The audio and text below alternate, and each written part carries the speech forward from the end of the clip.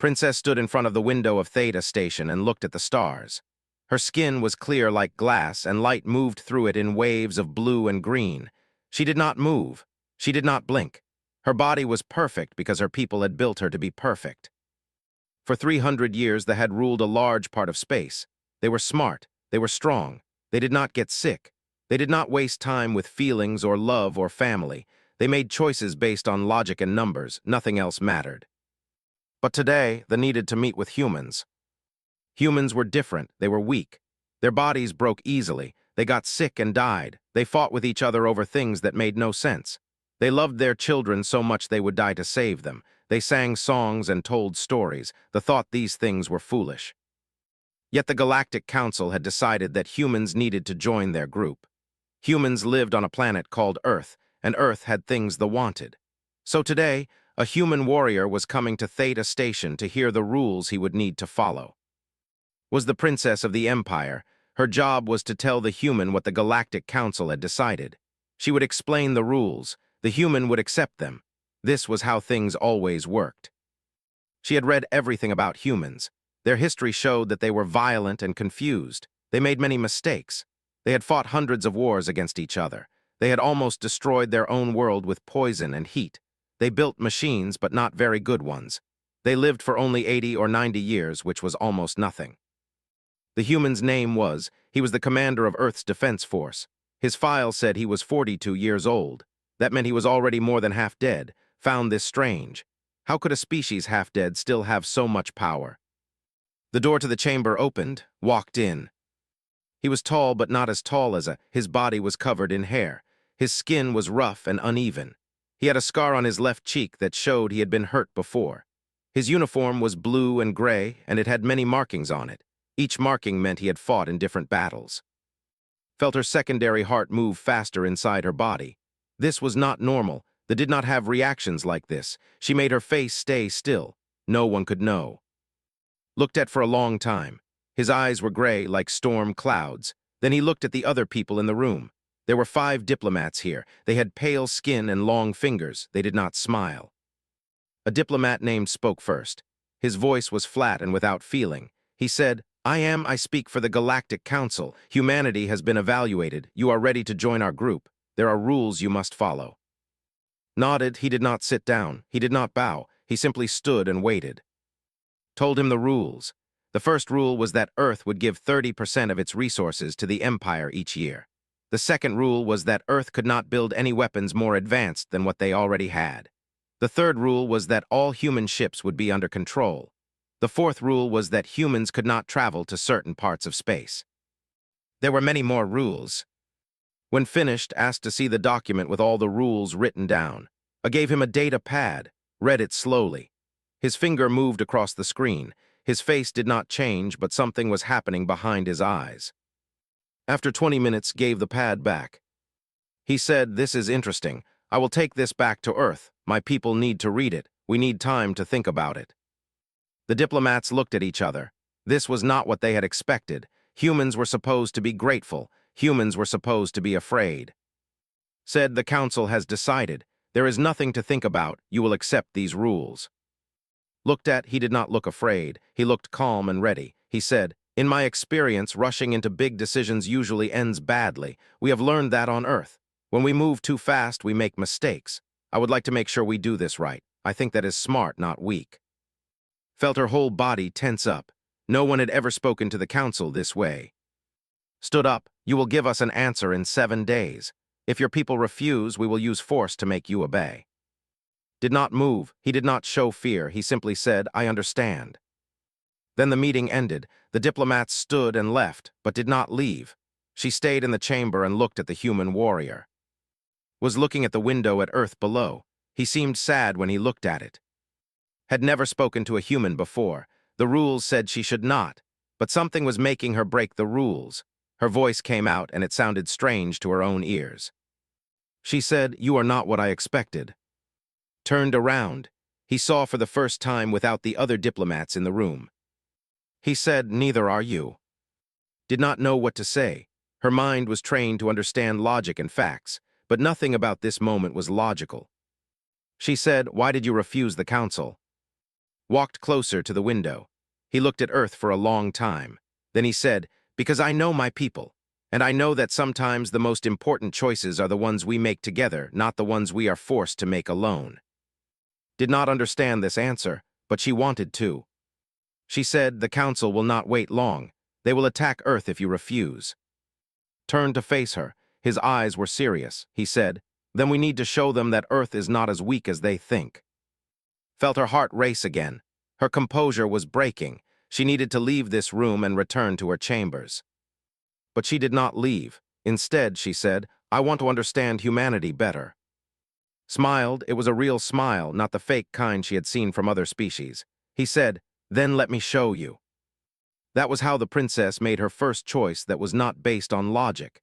She asked to meet her in the observation chamber that night after everyone else was sleeping. Knew this was dangerous. This was breaking every rule her people had taught her. But she was beginning to learn that sometimes breaking rules was the only way to find truth. The observation chamber was empty when arrived at midnight. The lights were dim. Outside the window, Earth turned slowly below them, blue and green and beautiful in ways that they were not supposed to find beautiful. Was already there. He was looking at Earth with sadness in his eyes. He did not notice at first. She stood and watched him, trying to understand what she was seeing. They were taught that emotions were weak. Emotions made species fail. But when looked at Earth, saw something that was not weak. She saw something that was powerful and true. Turned and saw her. He did not look surprised. He seemed to have known she would come. He said, "I did not think you would actually come. I thought I was being brave by asking." Came and stood next to him. She looked at Earth. She said, "I have never done anything like this before. I do not know why I came." Smiled. He said, "I think you know why. You want to understand something that your people told you should not matter, but it does matter. That is why you are here." The two of them stood in silence for a long time. Outside, the stars moved slowly in the dark. Then spoke. He told about Earth. He did not tell her things from her data files. He told her about what it meant to live there. He told her about a place called the Amazon where it rained almost every day. Trees grew so thick that the sun could not reach the ground. Animals lived there that had never been seen anywhere else in the galaxy. Humans lived there too, and they understood the forest the way they understood science. He told her about deserts where the heat was so strong that it could kill a human in hours. Yet humans lived there and built cities. They grew food in the sand and dug for water. They refused to let the harsh land defeat them. He told her about oceans that covered most of Earth. These oceans had waves that could crush metal. Fish lived in the deep places where there was no light at all. Humans built ships and sailed across these oceans even though they knew they could die. He told her about the mountains that touched the sky. Humans climbed them even though there was no reason to. They climbed because they were there. They climbed because humans had a need to test themselves against impossible things. Listened and did not speak. She was learning something that made her feel strange inside. Said, "Your people look at Earth and see resources. You see things to take, but Earth is not just things. It is life. It is struggle and beauty and death and birth all at the same time." Said, "Why does this matter? Why do you care about these things?" Turned to look at her directly. His voice became more serious. He said, "Because I am human, and humans need meaning. We need beauty. We need to love things and people. Without these things, we are just machines like your ships are machines. Your people have forgotten this. You have made yourselves perfect, but you have made yourselves empty too." Felt anger rise inside her. This was against her training. She said, "They are not empty. We are logical. We make good choices." Said, "You make choices that are smart on paper, but paper is not life. Life is messy and confusing and full of things that do not make sense. And that is where the real power is. That is where real strength lives." He walked to a chair and sat down. He looked tired suddenly, as if the weight of his people was on his shoulders. He said, "When I was young, I lost my father in a war. It made no sense. He died so that I could live. From a logical point of view, this was a waste. One life for one life, but it was not a waste to me. It gave my life meaning. It taught me what was important." Sat down in another chair. She said, "They do not have fathers. We are made in facilities. We do not have families." Looked at her with sadness. He said, "I know. I read about this. This is what I am trying to tell you. Your people have made a choice to not have these things because they seem illogical. But in doing this, you have also made a choice to not have meaning. You have made a choice to live forever but not really live at all." felt something crack inside her composure. It felt like pain. She had never felt pain before that was not physical. She said, "What are you asking me to do?" Said, "I am not asking you to do anything. I am just showing you that there is another way to understand the galaxy. A way that includes both logic and meaning. A way that includes both strength and compassion." They talked through the whole night, told her about human history. He told her about wars where humans fought for freedom even when they knew they would lose. He told her about artists who created beauty that no one paid them for. He told her about mothers who stayed awake all night to take care of sick children. He told her about friends who had known each other for 50 years. All of these things were inefficient. All of these things were a waste of time and resources by standards. But as told these stories, began to understand something new. She began to see that the things she had been taught were weak, were actually the things that made life worth living. When morning came, said, "I have to go back to Earth now, they want me to leave." Said, "When will I see you again?" Stood up, he looked at her for a long time. He said, "That depends on what you do next. If you really want to understand humanity, you have to do more than listen to stories. You have to see it for yourself." Knew this was true. She also knew that asking to see a human would cause many questions. They would not understand. They would call it illogical. But was beginning to learn that the most important things in life often were illogical. She said, "I will find a way." Nodded, he said, "Then I will wait for you." When he left the chamber, sat alone and looked at Earth turning below, something inside her had changed. She could not go back to being what she was before. The princess of the was beginning to learn how to become human in the places that mattered most, return to the capital. The journey took 3 days. She sat in her chambers on the transport and thought about what had told her. Her mind kept going back to his words. She could not stop thinking about them. The capital was a city of glass and light. All the buildings were exactly the same distance from each other. All the streets were perfectly straight. No one walked in the streets very much. Most moved around in transport pods that followed perfect routes. Everything was organized and perfect and very, very empty. Had never noticed this before. Now she could not stop noticing it. The council was waiting for her report. She went to the chamber where they met. There were 7 members of the council. They sat in a circle on platforms that were all exactly the same height. No one was more important than anyone else. At least that was what they believed. The first speaker spoke first. She said, "Princess, you have seen the human. What is your recommendation? Should we move forward with the integration plan or should we use military force?" Had prepared for this moment. She had studied what she would say. She had made sure that every word would be logical and without feeling. But when she opened her mouth, different words came out. She said, "I recommend that we test the human directly. I want to see what humanity is truly capable of. If they are as weak as we believe, then the integration will be easy. If they are stronger than we think, we need to know this." The first speaker looked at the other council members. They sent signals to each other that only other could understand. Finally, the first speaker said, "This is acceptable. Design the tests. We will observe them remotely." Second heart began to beat faster. She had been expecting the council to refuse, but they had accepted immediately. Over the next 2 weeks, designed the tests. She told what she was doing in secret messages, agreed to come back to Theta Station for the tests. He said he would show the what humanity could do. The tests were held in chambers filled with sensors. Each test was designed to show how strong humans were and how smart they were, but it made sure that each test had more than one way to win. She had made sure that could show what humans were really good at. The first test was physical strength. A robot was built to have the same strength as 5 warriors, was told to fight this robot. The robot attacked. It was fast and very strong, did not try to match its strength. Instead, he studied it. He moved back and back and back. He let the robot attack again and again. Then he saw something. He saw that the robot's joints moved in a pattern. He saw a weakness. Waited for the right moment. When the robot moved in a certain way, hit it. He did not hit it hard, he hit it exactly right. The robot fell down. The watching were surprised, felt pride, and she hid this feeling from her face. The second test was about speed. Had to touch 5 targets before a warrior could. That was faster than much faster, knew he would lose. But did not try to move faster, he thought instead. He pushed one of the targets off its stand. The robot's sensors got confused. In that moment of confusion, touched all 5 targets. Again, they were surprised. The third test was about survival, was put in a room that had very little air and very low temperature. The room became colder and colder, was supposed to survive as long as possible. He did not survive very long.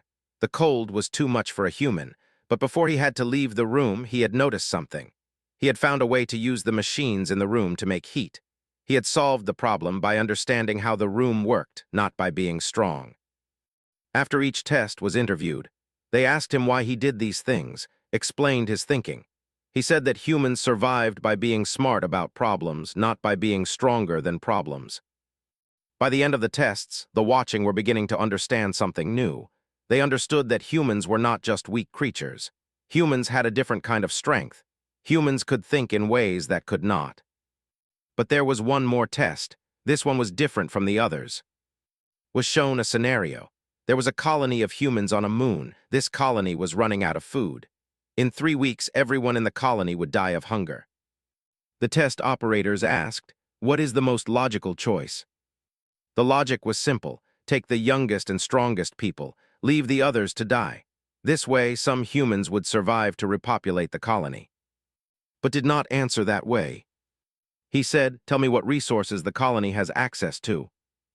The test operators gave him information, thought for a long time. Then he described a plan. He told them how to use the water on the moon to grow food. He told them about plants that could survive in low light. He gave them 10 different ideas for how to keep people alive. "Everyone?" asked the first speaker. Said everyone, no one has to die. The chamber was very quiet. They were not used to thinking this way. In logic, sacrifice was often necessary. Some things had to be given up for the greater good. But was showing them a different way. A way where you did not have to choose who lived and who died. A way where you tried to save everyone. After this test, the council called to a private chamber. The first speaker said, "Your assessment of this human is interesting. He is not weak as we believed, but he is strange. He refuses to make logical choices." Felt her third heart begin to beat. This was when she had to make her choice. She said, "His choices are logical. They are just logical in a different way. He is optimizing for a different outcome than we optimize for. We optimize for efficiency. Humans optimize for meaning." The first speaker was very still for a long time. Then she said, "We will review your findings, but understand this, Princess. You are beginning to sound very much like the humans. The council will notice this." Left the chamber. She knew that what the first speaker said was true. She was changing. She was becoming less and more human in her thinking. This was probably wrong. This was probably dangerous. But she could not stop it now. The change was already happening inside her. The princess was breaking and something new was being born. 2 weeks after the tests, received a message from the council. The message was not good. The council had made a decision about Earth. They had decided that humans were too unpredictable and too dangerous. A species that valued meaning over efficiency could not be controlled. A species that tried to save everyone instead of just the strong could not be trusted to follow orders. The decision was clear. Earth would be conquered. Humans would be forced to accept rule. If humans resisted, the military would destroy any resistance with power. And was chosen to lead the occupation force. It was the greatest honor the council could give her. She was the princess.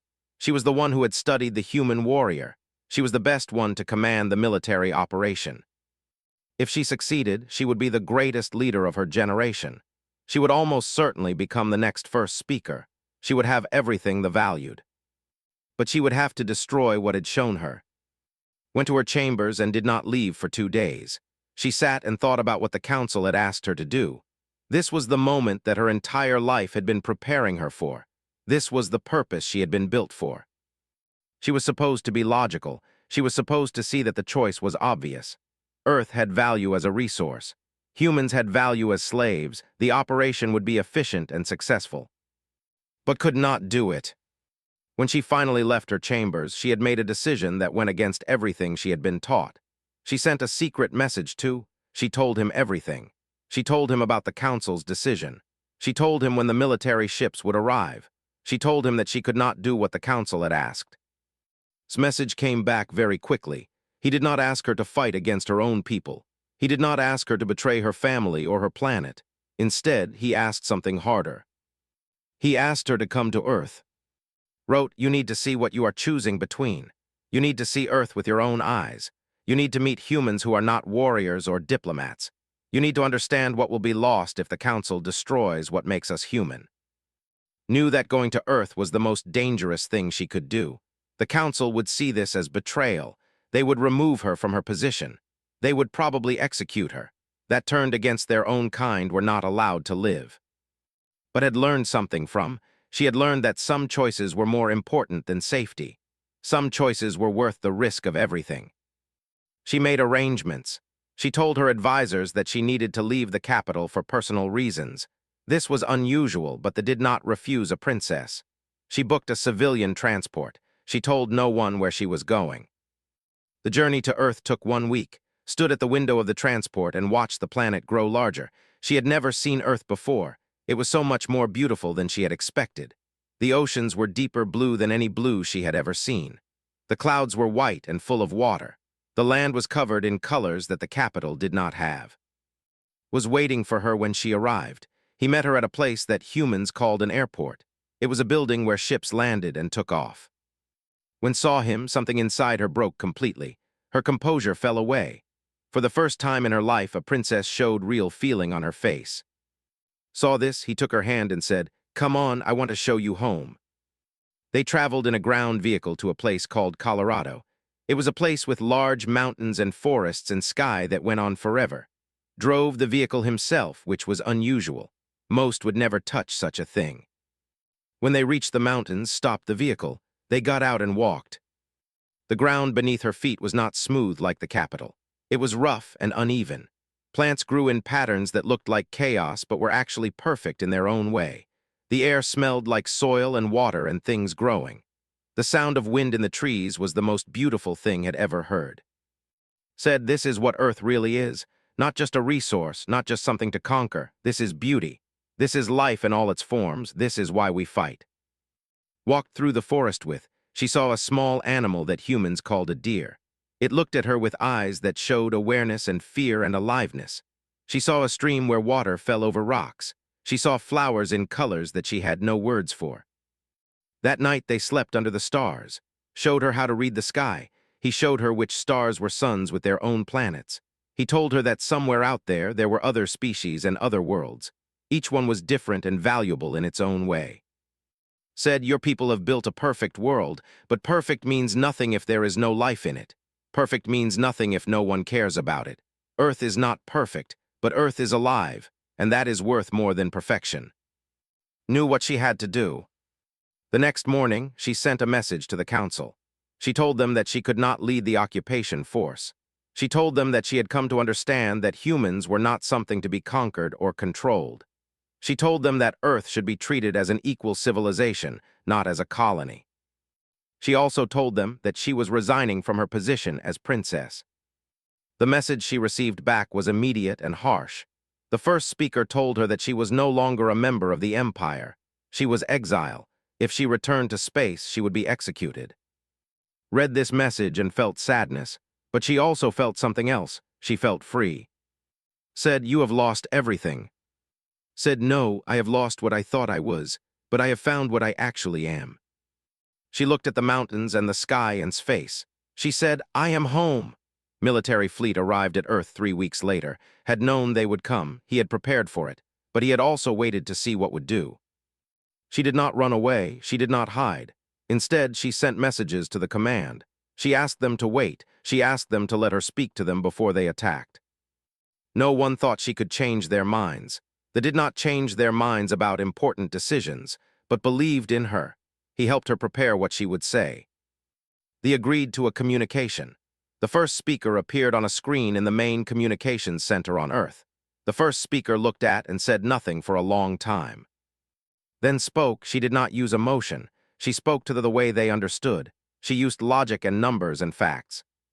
She said, I have analyzed the cost of occupying Earth.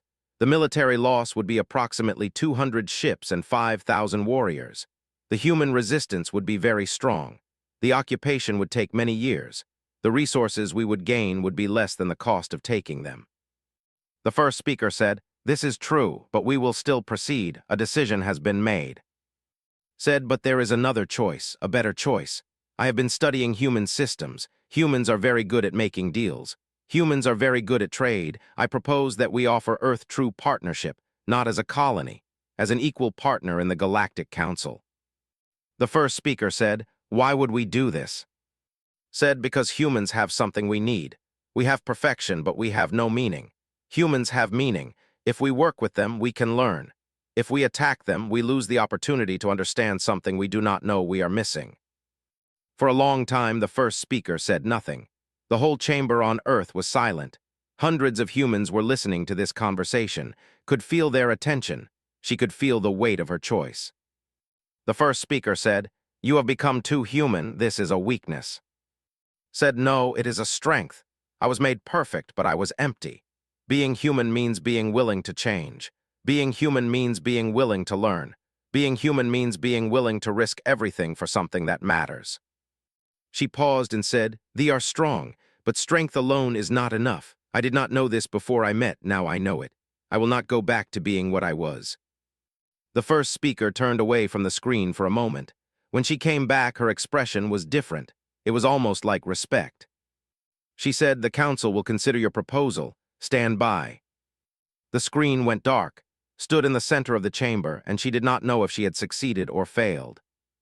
Came and stood next to her. He took her hand. She did not pull away.